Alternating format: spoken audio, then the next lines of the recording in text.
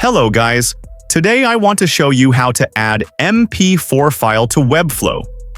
So first open your Webflow account. Now, select the project you want to add MP4 file to it. Click on Open in Webflow. Make sure you select the correct project. Wait for the page to be loaded. It will be directed to Webflow project canvas, so you can add elements to the web app you are building.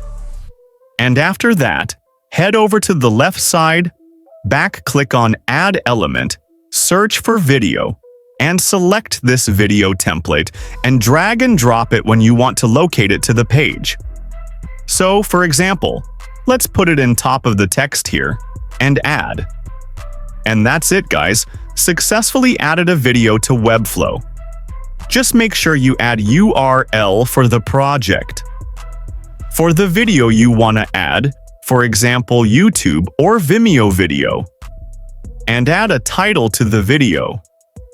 And that's it, guys. If you found this video helpful, don't forget to like and subscribe.